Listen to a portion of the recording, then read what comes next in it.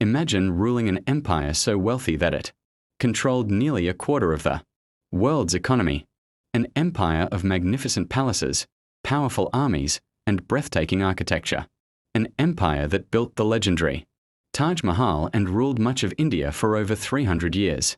At its peak, the Mughal Empire was one of the richest and most powerful empires on earth. But how did it rise to greatness? And what caused its eventual downfall? This is the story of the Mughal Empire.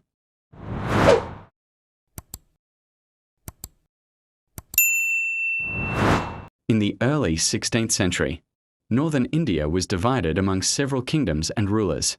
While many powerful states existed, political instability created opportunities for ambitious leaders. One such leader was Babur. Born in present-day Uzbekistan in 1483, Babur was a descendant of both Timur, the great Central Asian conqueror, and Genghis Khan.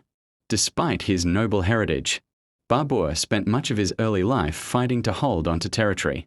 After losing and regaining lands several times, he turned his attention toward India. In 1526, Babur invaded northern India with a relatively small but highly disciplined army. At the First Battle of Panipat, he faced Ibrahim Lodi, the ruler of the Delhi Sultanate. Although outnumbered, Babur possessed a major advantage: gunpowder weapons. Using cannons and innovative military tactics, Babur defeated Ibrahim Lodi and established the Mughal Empire. This victory marked the beginning of a dynasty that would rule much of India for centuries. Babur spent the remaining years of his life strengthening his new empire. After his death in 1530, his son Humayun inherited the throne. Humayun faced many challenges and temporarily lost control of the empire to a powerful Afghan ruler named Sher Shah Suri. 4 years, Humayun lived in exile. However, with determination and foreign support, he eventually returned and regained the Mughal throne. His restoration ensured the survival of the Mughal dynasty. When Humayun died in 1556, his young son Akbar became emperor. Akbar would become one of the greatest rulers in world history. At only 13 years old, Akbar inherited an empire facing numerous threats.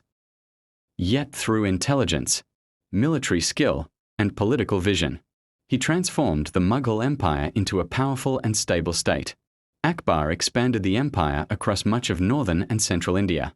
His armies conquered vast territories, bringing millions of people under Mughal rule. However, Akbar's success was not based solely on military victories. He understood the importance of governing a diverse population. India was home to many religions, cultures, and ethnic groups. Rather than forcing uniformity, Akbar promoted tolerance. He welcomed Hindus, Muslims, and members of other faiths into government positions. He reduced discriminatory taxes and encouraged cooperation between different communities. These policies helped create stability throughout the empire. Akbar also introduced administrative reforms. He improved tax collection, organized government institutions, and strengthened the economy. Trade flourished under his rule. Markets expanded, agriculture improved, and cities grew rapidly. By the end of Akbar's reign, the Mughal Empire had become one of the wealthiest states in the world. After Akbar's death in 1605, his son Jahangir became emperor. Jahangir continued many of his father's policies and maintained the empire's stability. His reign is remembered for artistic achievements and cultural development. The Mughal court became a center of creativity, attracting painters, poets, scholars, and architects. European travelers, who visited the empire often, described its wealth and sophistication with amazement. Following Jahangir came Shah Jahan, perhaps the most famous Mughal ruler. His reign is often considered the golden age of Mughal architecture. Shah Jahan commissioned magnificent buildings throughout the empire, but his greatest masterpiece was the Taj Mahal. The story behind the Taj Mahal is one of love and loss. After the death of his beloved wife Mumtaz Mahal in 1631, Shah Jahan ordered the construction of a monument unlike anything the world had ever seen.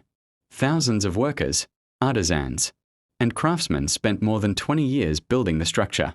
Made primarily of white marble and decorated with intricate carvings and precious stones, the Taj Mahal became one of the most beautiful buildings ever created. Today, it remains one of the most famous landmarks on Earth. The Mughal Empire reached its greatest territorial extent under Aurangzeb, who became emperor in 1658. Aurangzeb was a skilled military leader and expanded the empire farther than any previous Mughal ruler. At its peak, the empire controlled nearly the entire Indian subcontinent. Its population numbered in the tens of millions. Its economy was among the largest in the world. The empire produced textiles, spices, precious stones, and luxury goods that were traded across Asia, Europe, and the Middle East. Many historians estimate that during its height, the Mughal Empire generated a significant portion of global economic output. Yet despite its immense power, challenges began to emerge. Continuous military campaigns placed enormous pressure on imperial finances. The empire became increasingly difficult to govern. Regional leaders gained influence and sometimes resisted central authority. Religious tensions also increased during Aurangzeb's reign. Some of his policies differed from the tolerance practiced by Akbar, creating divisions within parts of the population. When Aurangzeb died in 1707, the empire remained vast but weakened. A series of less effective rulers struggled to maintain control. Powerful regional kingdoms emerged. The Marathas expanded their influence. Foreign invasions further weakened Mughal authority. One devastating event occurred in 1739, when the Persian ruler Nader Shah invaded India and captured Delhi. The city was looted, and enormous wealth was taken from the empire. The Mughal treasury suffered a blow from which it never fully recovered. Meanwhile, European trading companies were becoming increasingly powerful. Among them was the British East India Company. Originally focused on trade, the company gradually expanded its political and military influence throughout India. As Mughal authority declined, the British gained greater control over territories once ruled by the empire. By the 19th century, the Mughal emperors possessed little real power. They remained symbolic figures while the British dominated the region. The final chapter came in 1857 during the Indian Rebellion.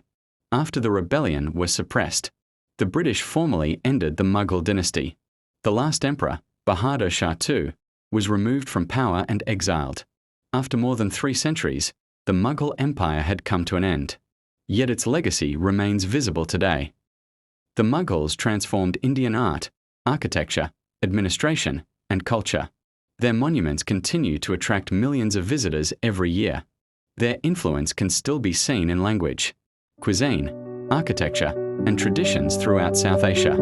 Most importantly, the Mughal Empire demonstrated how a diverse society could become one of the world's greatest civilizations.